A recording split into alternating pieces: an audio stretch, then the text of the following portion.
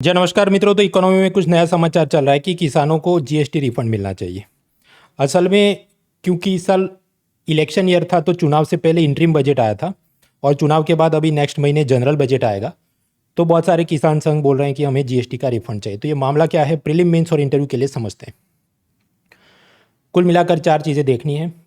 GST में input tax credit यानी ITC कैसे काम करता है, इन्वर्टेड ड्यूटी स्ट्रक्चर की प्रॉब्लम क्या है, किसान को रिफंड दे दिया तो फायदे नुकसान क्या है, और मेंस और इंटरव्यू के लिए कंक्लूजन। एक एक करके चार मुद्दे समझते हैं। सबसे पहले ये आईटीसी सिस्टम क्या है। देखिए, सपोज एक वीडियोग्राफर है जिसने वीडियो एडिटिंग के लिए महंगा वाला 1 लाख रुपए का लैपटॉप एप्पल कंपनी से खरीदा। लैपटॉप पर 18% जीएसटी लगता है। तो वीडियोग्राफर ने सीधा सरकार में डिपॉजिट नहीं करना है। जीएसटी आप जानते हैं कि इनडायरेक्ट टैक्स है। तो जितना भी टैक्स लगेगा 1 लाख पे 18,000 जीएसटी, तो वीडियोग्राफर टिम कुक को देगा 18,000 और फिर टिम कुक ने वो 18,000 सरकार में जमा करने, because GST is an indirect tax on consumption. यानी सेलर ने डिपॉजिट करना है। अब इसी को आगे बढ़ाते हैं। मान लीजिए यूपीएससी के अंदर कोई टीचर हो कि वो कहे मुझे शेरो शायरी की रील्स बनानी है और उसका 1.5 लाख रुपए का वीडियो एडिटिंग का काम का बिल बने। तो अब ये जो टीचर हुआ वो बायर है और जो वीडियोग्राफर है वो हो गया सेलर। तो वीडियोग्राफर को पेमेंट मिलेगा 1.5 लाख रुपए और उसके ऊपर 18% सर्विसेज के ऊपर यूजुअली 18% जीएसटी लगता है। तो 27,000 जीएसटी टीचर ने वीडियोग्राफर को देना है। तो क्या अब वीडियोग्राफर ने वो 27,000 रुपीज़ का जीएसटी सरकार में डिपॉजिट करना है? जवाब है नहीं, क्योंकि वीडियोग्राफर को ये स्टेज पर जीएसटी का रिफंड या कैशबैक या टेक्निकली हम बोलें तो इनपुट टैक्स क्रेडिट यानी आईटीसी मिलता है। यानी कि ये जो वीडियोग्राफर का इनपुट था क्या लैपटॉप, उस पर जो उसने 18,000 भर दिया था, तो अब वीडियोग्राफर ने नीचे आउटपुट जो वीडियो रील्स जनरेट किया उस पर जीएसटी 27,000 आया, तो उसमें ये एडजस्ट हो जाएगा। तो माइनस 18,000 यानी 9,000 रुपये ही वीडियोग्राफर ने सरकार में जमा करने होंगे। इसको हम बोलते हैं जीएसटी का इनपुट टैक्स क्रेडिट। आपका इसमें सरकार का नुकसान नहीं हो जाएगा कि 27,000 मिलने थे सिर्फ 9,000 ही मिल रहे। नहीं, वो ऐसे कि क्योंकि वीडियोग्राफर को अगर ये सब रिफंड लेने हैं तो उसने लैपटॉप खरीदा तब भी वो बिल मांगेगा और खुद जो माल बेचेगा उसका भी बिल मांगेगा और बिल बनाएगा। और ये सारी चीज़ पे एवरी सेलर, एवरी यूनिट वो खुद से सेल्फ पुलिसिंग करेंगे।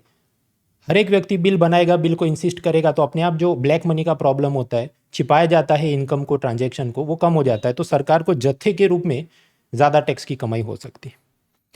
अब मुद्दे पर आते हैं कि ये जो नया बजट आने वाला है, तो किसान के सब यूनियन वो कह रहे हैं कि किसान को भी ट्रैक्टर खरीदे तो उस पर जीएसटी रिफंड मिलना चाहिए।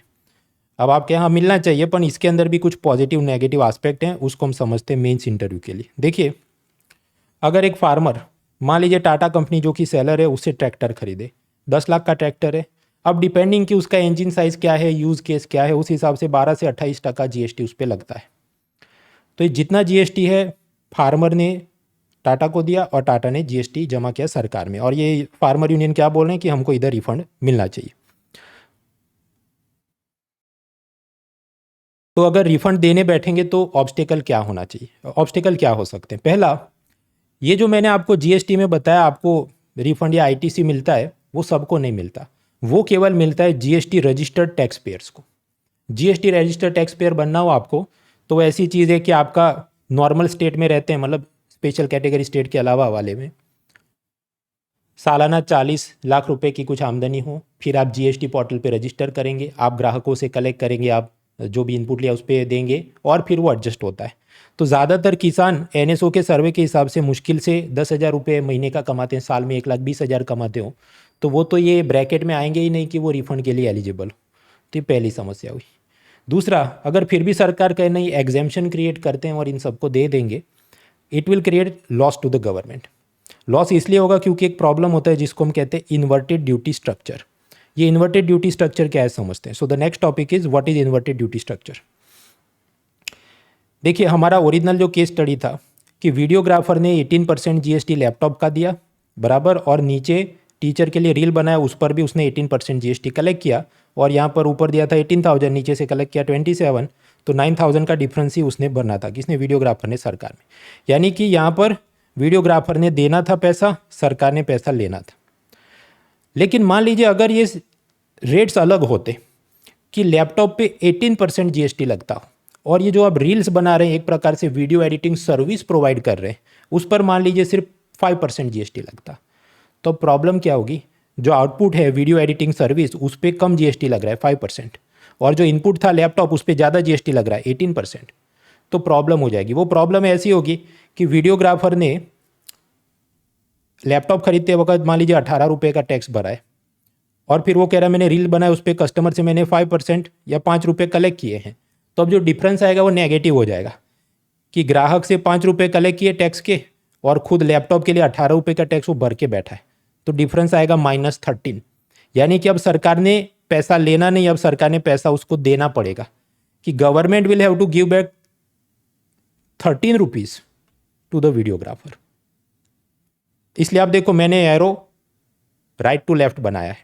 पिछली साइड आप वापस गौर करें, इधर एरो कैसा था, लेफ्ट टू राइट जा रहा था, कि वीडियोग्राफर ने पैसा देना था, he had to deposit the tax, and government ने पैसा लेना था, they had to collect the tax. But अब उल्टा हो जाएगा कि यहाँ पर सरकार ने वापस पैसा देना, मतलब टैक्स मिला तो नहीं, उल्टा आप उसको ज़्यादा पैसा वापस करो। इस प्रॉब्लम को आप कहते हैं इन्वर्टेड ड्यूटी स्ट्रक्चर प्रॉब्लम। तो इससे सरकार का टैक्स का लॉस होगा, उल्टा ना हो और पैसा वापस करना पड़े। इन्वर्टेड ड्यूटी स्ट्रक्चर का प्रॉब्लम जीएसटी में कब कब होता है? तब होता है जब आउटपुट पे जीएसटी कम हो, मान लीजिए 5%, और इनपुट पे जीएसटी ज़्यादा हो, मान लीजिए 12% या 18%। और एग्रीकल्चर में ऐसा हो सकता है क्योंकि ज़्यादातर किसानों का आउटपुट क्या होगा? Unbranded wheat, fruits, vegetable. तो जितनी भी अनब्रांडेड चीज़ होती हैं, देखिए पतंजलि का आप आटा पैक करके ब्रांड लगा दो पतंजलि आटा, तो फिर टैक्स लग सकता है वॉट 5%। या अमूल का दही है, उस पर आप पैक करके लगा दो अमूल दही, तो फिर उस पर लग सकता है 5% जीएसटी। पर आप अनब्रांडेड बेचो, लूज बेचो, खुला छुट्टा, तो उस पर कोई जीएसटी नहीं। तो फार्मर का आउटपुट तो ये सब खुली और छुट्टी चीज़ें ही हैं, एग्रीकल्चर प्रोड्यूस, तो उस पर तो 0% जीएसटी है।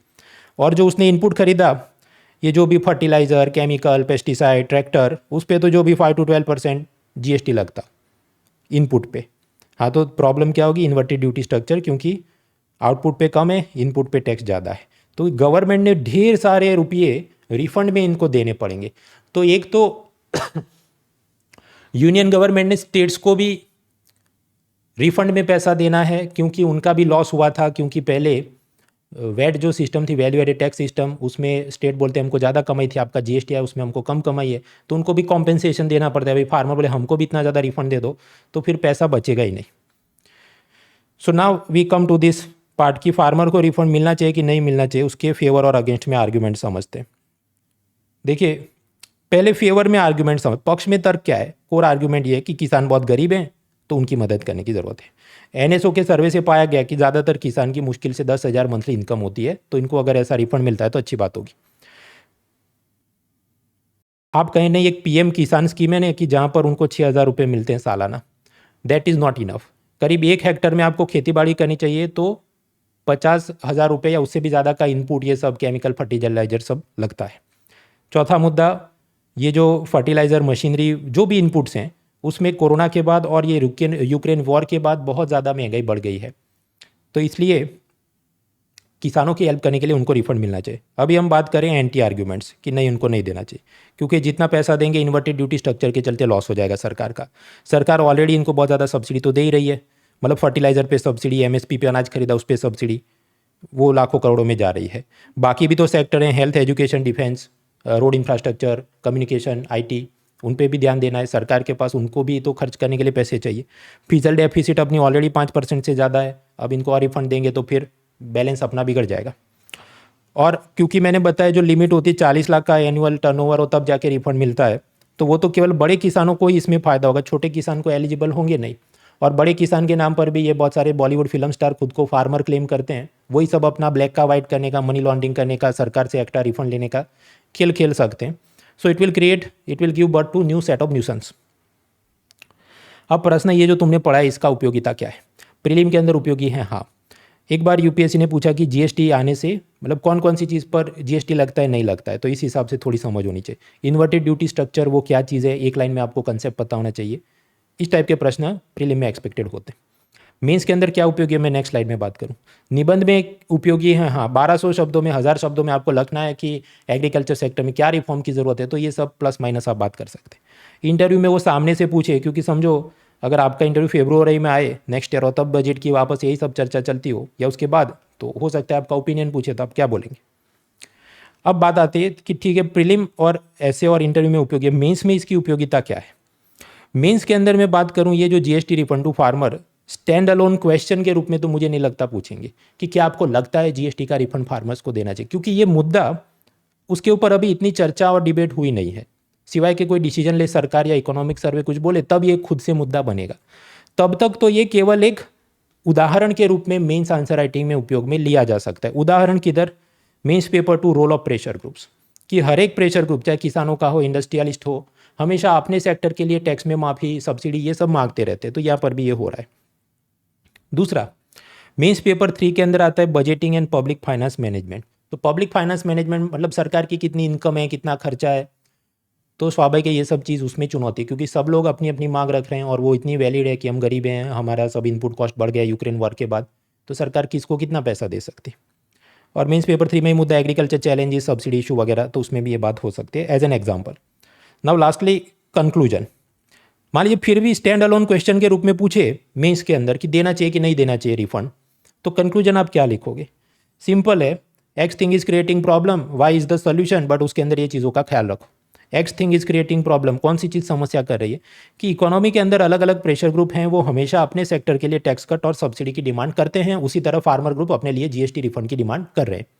हालांकि why reform should be taken after due diligence, कि ये decision should be taken after while striking balance among, कुछ चीज़ों को आपने संतुलित रखना होगा कि सरकार की फिजल हेल्थ राजकोषीय स्वास्थ्य का भी ध्यान रखना है। फिजल हेल्थ ऐसे है कि फिजल डेफिसिट ऑलरेडी 5% से ज़्यादा इतना सारा पैसा लोन में लेना पड़ रहा है, ऊपर से ये और करेंगे तो और अपने घाटे जो हैं बढ़ जाएंगे। Striking balance with inclusive growth, agriculture की मदद करनी तो सामने हेल्थ एजुकेशन बाकी भी तो सेक्टर्स हैं जहाँ गरीबों की और आवश्यकताएं, तो उन सबका भी इंक्लूसिव ग्रोथ हो वो भी तो हमको ध्यान रखना है। और तीसरा एग्रेरियन डिस्ट्रेस, किसानों की तकलीफ है उसका भी बैलेंस तो करना है। मतलब फिजल हेल्थ, इंक्लूसिव ग्रोथ और एग्रेरियन डिस्ट्रेस, तीन चीज़ों के बीच हमें संतुलन साधते हुए अगर कुछ मदद हो सके तो वो करनी चाहिए। ग्रामर का भी आप ध्यान रखिए, दो चीज़ों के बीच आप कंपैरिजन लिख रहे हैं तो बिटवीन शब्द का प्रयोग होता है, दो से ज़्यादा चीज़ हो तो फिर आपको अमोंग लिखना है। Striking balance among this this this, तीन चीज़ें हैं तो आपको अमोंग शब्द करना पड़ेगा, बिटवीन आप करेंगे तो वो ठीक नहीं है। वैसी चीज़ है कि वो प्रोफेसर रोज़ पढ़ता हो तो उसको तुरंत नज़र में आ जाए कि ठीक नहीं जा रहा है, एक दो जगह छोटी गलती हो तो बराबर है, फिर कंटिन्यूसली ऐसा ही आपका सब स्टैंडर्ड क्वालिटी का इंग्लिश हो तो and it is not helping you get high quality marks. ये जो इकोनॉमी है मित्रों, ये मेंस पेपर 1 में भी उपयोगी, poverty population urbanisation problem, mains paper 2 के अंदर भी welfare schemes governance issues social sector international organisation में WTO IMF वगैरह। मेंस पेपर 3 में तो इकोनॉमी खुद से including agriculture and food processing. Mains paper 4 में भी है कॉर्पोरेट गवर्नेंस। तो इन सबको कवर करते हुए करीब 30 घंटों की exclusive lecture series including separate handouts, separate mock test with evaluation, ये मेरा मेंस का क्वालिटी एनरिचमेंट कोर्स जुलाई अगस्त में होने वाला है। और ये एक चीज़ नहीं, वो नेटफ्लिक्स जैसा है, सारी कुछ आपको चीज़ें एक्सेस कर सकते हैं आप, and that is available at an affordable price of 9,999 के अंदर। History, geography, polity, economy, ethics सब कुछ आ गया, lecture material, mock test with evaluation available. और उस पर आप डिस्काउंट कोड यूज़ करें, ओरिजिनली हो सकता है 19,000 दिखा है, पर आप डिस्काउंट कोड यूज़ करते हैं munal.org, then it will become 9,999। कुछ लोग ये सोचते हैं कि भाई प्रीलिम का जीएस पढ़ लिया ना तो मेंस का भी इधर उधर से थोड़ा थोड़ा देख लेंगे तो काम हो जाएगा। आप ऐसा मतलब कैजुअल एटीट्यूड ना रखो। इसका कारण 2023 में मेंस लिखी 14,000 लोगों ने, फाइनल सिलेक्शन आया 1100 लोगों का, 1100 पीपल, तो 13,000 लोग तो फिर भी फेल ही हुए ना। तो कुछ मेंस में मार्क कम पड़े होंगे, कुछ इंटरव्यू में मार्क कम पड़े होंगे, तो हल्के में मत लीजिए, चाहे मेंस हो, निबंध हो, ऑप्शनल सब्जेक्ट हो। सो दैट इज़ मेंस का एक्सक्लूसिव कोर्स। एक बात है, जो लोग 2025-26 की तैयारी करें तो उनको प्रीलिम और मेंस की 15 महीने की कंटिन्यूस प्रिपरेशन, जिसमें प्रीलिम मेंस सीसैट मॉक्स सब कुछ आ गया for 24,999 with the discount code munal.org। So take benefit of this, link is in the description, let's crack it.